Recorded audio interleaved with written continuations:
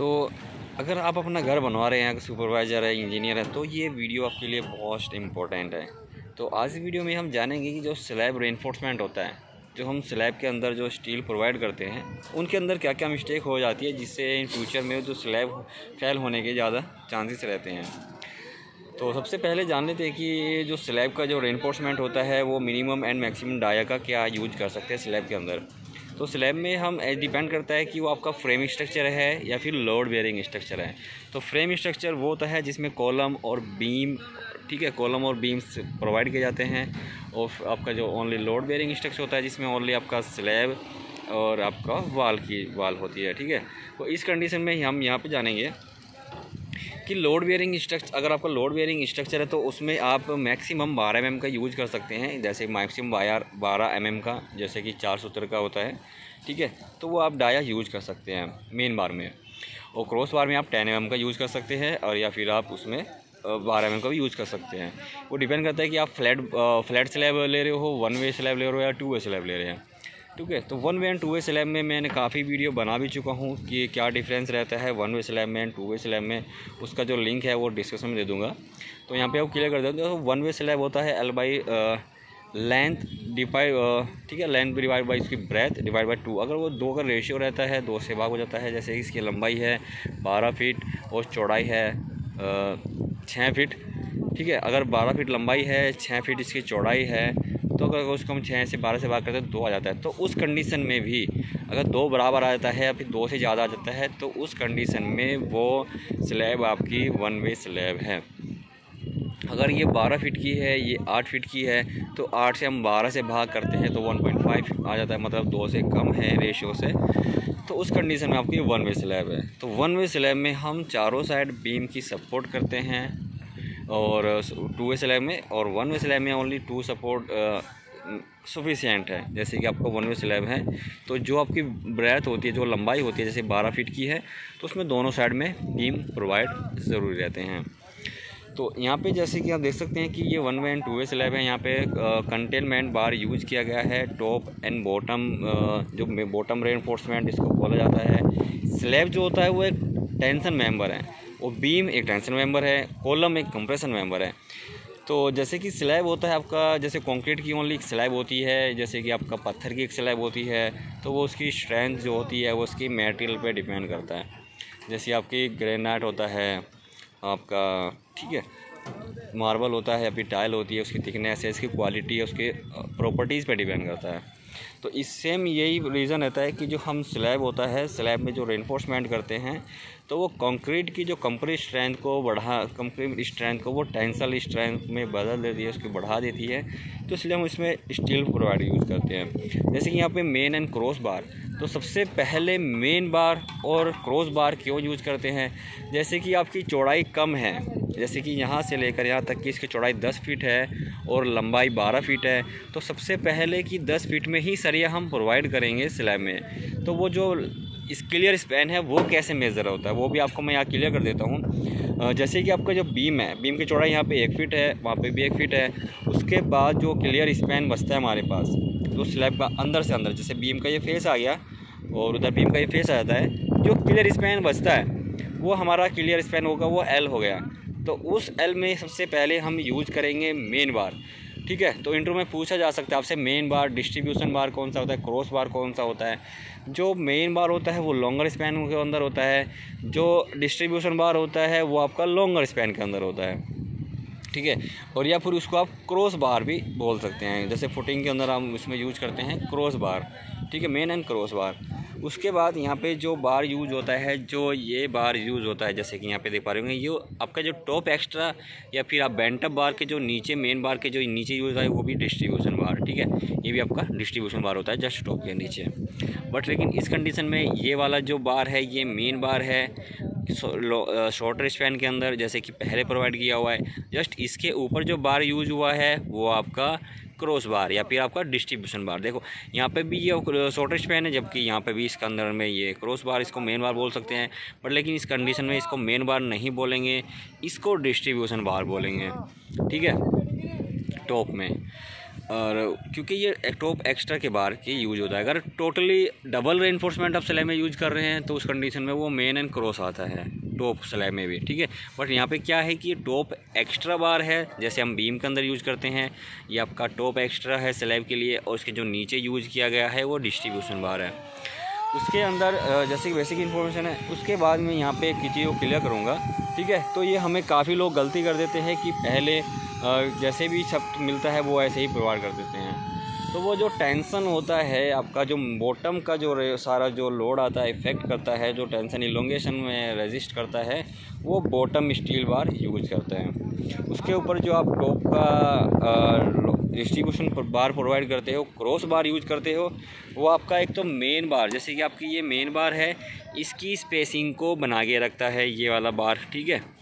उसका जो दूसरा इसका जो बेनिफिट रहता है ये रहता है कि जो आपका मेन बार है उसकी स्पेसिंग को, प्लस आपका जो लोड आ रहा है, अगर स्लैब हमारी इस तरह बैंड कर रही है, इस डायरेक्शन में बैंड कर रही है अलोंग विद शॉर्टर स्पैन, तो ये जो उसको रजिस्ट कर लेगा, जिसको बैंडिंग मोमेंट को वो कम कर देगा क्रॉस बार, ठीक है। तो ये अगर आप 1 वे 2 वे स्लैब के अंदर बॉटम का जो यूज कर रहे हैं 12 mm का, तो टॉप में भी 12 यूज कर सकते हैं, बट लेकिन यहाँ पे उसका जो लोड है वो बढ़ा देगा अगर आप फ्रेम स्ट्रक्चर में कर रहे हैं तो, ठीक है। जो इसकी स्ट्रेंथ होती है वो आपकी यील्ड स्ट्रेस होती है, जिस डिपेंड करता है ये सरिया पे जी कौन सा आप सरिया यूज कर रहे हैं। जैसे कि यहाँ पे 550 HD हाई डक्टिलिटी, ठीक है। आपका ये हाई डक्टिलिटी मटेरियल है, 550 यील्ड स्ट्रेस है पर mm², ठीक है।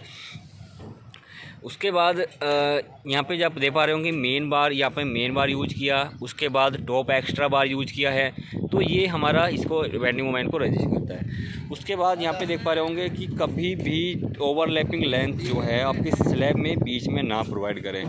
उसका ये रीज़न रहता है कि जब भी हमारा जो स्लैब के ऊपर मैक्सिमम लोड आता है, एक तो खुद का जो डेड लोड होता है स्लैब का, और उसके ऊपर खुद के डेड लोड होने की वजह से जो स्पैन होता है वो बढ़ जाता है, और प्लस आपका बीच में मैक्सिमम लोड आता है स्लैब के ऊपर, ठीक है। अगर लाइव लोड आता है, डेड लोड आता है, तो मैक्सिमम बीच में आता है। तो उस कंडीशन में अगर आप बीच में ओवरलैपिंग यूज करते हैं तो उसमें क्या होता है कि वो फेल होने के चांस रहता है, वो बैंड और स्लिप होने के चांस रहता है। तो इसीलिए क्या करते हैं, ठीक है, तो इसीलिए हमारा जो L/4 होता है स्लैब का L/4 जो स्पैन होता है उसका वहाँ पे ही आप ओवरलैपिंग प्रोवाइड करें। तो इस कंडीशन में क्या होता है कि जो आपका जो स्लैब होता है यहाँ से क्या करता है, ये स्लैब को बीच में बैंड हो जाता है, और इस एंड पोर्शन में क्या होता है, इसको बीच में से जस्ट नीचे क्या होता है कैंटिलीवर की तरह सपोर्ट करता है, नीचे बैंड नहीं होता। ये क्या करता है, नीचे बैंड नहीं होता, ओनली पकड़ के रखता है। जैसे कि आप किसी सपोर्ट पे रखो, जैसे कि आप यहाँ पे खड़े होते हैं तो थोड़ा सा भी सहारा आप लगा के रखेंगे तो ये क्या है, ये उस पर पकड़ के रखता है, ठीक है। ये चीज़ इसको हल्का से ये बैंड नहीं होने देगा। किसी चीज़ को आप सैंपल देख लेंगे, इसका ये जैसे कि स्टील बार है, इसका जो मैक्सिमम लेंथ अगर पीछे रहती है, अगर इस पर हम जैसे कि यहाँ पे कोई सरिया हमने रखा एग्जांपल के लिए, अगर हम उस पर कोई लोड डालते हैं तो ये जो बैंड है ये इसको थोड़ा बैंड होने की चांस करेगा। वहाँ से क्या होगा, सिर्फ बीच में से ऐसे बैंड होगा, बट लेकिन यहाँ पे क्या होगा, वो इस डायरेक्शन में बैंड होगा, इस डायरेक्शन बैंड होगा। तो वो क्या करता है, स्लैब के साथ में बीम के साथ में क्या करता है, इस सपोर्ट को वो कैंटिलीवर सपोर्ट करता है, ठीक है, ताकि वो नीचे बैंड नहीं होने देगा। तो इसीलिए इसको जो स्लैब हो एंड सपोर्ट की जो हॉगिंग एंड सैगिंग जो सपोर्ट होती है, एंड सपोर्ट में क्या करता है, वो उसके जो स्लैब की जो रेनफोर्समेंट हम बढ़ा देते हैं वहाँ पे, और ओवरलैपिंग यहाँ पे रहती है, तो वो उसको बैंड नहीं होने देगा। ये चीज़ क्या होगा, नीचे बैंड नहीं होने देगा, बट लेकिन बीच में आने पर वो बैंड होगा और स्ट्रेस रहेगा, वो इलोंगेशन में इसकी स्ट्रेंथ बढ़ जाएगी और ओवरलैपिंग लेंथ खुलने के चांसेस ज़्यादा रहते हैं।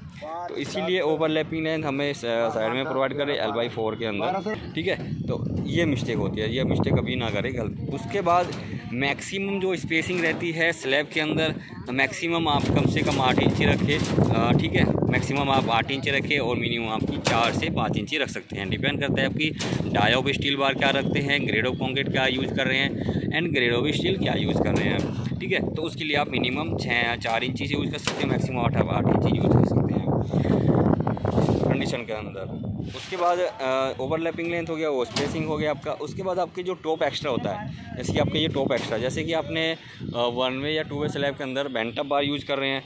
उसके बाद बड़ी मिस्टेक जो रहती है वो आपकी स्लैब के अंदर आपने जो आउटर जो फेस होता है, बीम का जो आउटर फेस होता है, वहाँ पे क्या करते हैं कि जो आपका मेन बार है, मेन बार में कोशिश करना चाहिए कि वो एल दे दे, बट लेकिन यहाँ पे 90% वैसे होते हैं कि नहीं देते हैं। बट लेकिन जो टॉप एक्स्ट्रा होता है, जैसे कि आपने ये टॉप एक्स्ट्रा बार जो यूज करा है, उसमें कम से कम आप एल यूज ज़रूर करें। ठीक है, तो एल कम से कम आपकी 200 mm ज़रूर रखें, एल जो होती है टॉप एक्स्ट्रा की। जैसे कि यहाँ पे आप देख पा रहे होंगे जो टॉप एक्स्ट्रा बार है, ये टॉप एक्स्ट्रा गया, इसकी कम से कम आप एल 200 mm ज़रूर रखें। ठीक है, इससे क्या होगा कि जो आपका जो बीम के अंदर और जो एंड सपोर्ट रहता है, वो इसको स्ट्रेस जो आपका खिंचाव होती है बीम के अंदर, जैसे कि आपने बीच में से लोड आएगा तो वो स्ट्रेस यहाँ पे प्रोवाइड करेगा। तो इसलिए बीच में एल प्रोवाइड कर देंगे टॉप एक्स्ट्रा के अंदर, तो वो इसकी जो स्ट्रेंथ है वो इसको इंक्रीज़ कर देता है। उसके बाद हम यहाँ पे देखेंगे जो टॉप एक्स्ट्रा होता है अल्टरनेट, जैसे कि टॉप एक्स्ट्रा यहाँ पे हमने प्रोवाइड करा, तो टॉप एक्स्ट्रा प्रोवाइड करते हैं यहाँ से इस कॉलम के जो स्पैन है जैसे कि 12 फीट है, तो L/3 पे टॉप एक्स्ट्रा बार यूज किया जाता है। तो L/3 हम मिनिमम कितना लेते हैं, 12 फीट को हम 3 से भाग कर देंगे तो 4 फीट आ जाता है, तो इसीलिए बीम से 4 फीट यूज़ करेंगे। तो L/3 से लेकर आप L/4 तक यूज कर सकते हैं। 12 फीट को हम 3 से भाग करेंगे तो 4 फीट आता है, वो आपका आ गया L/3।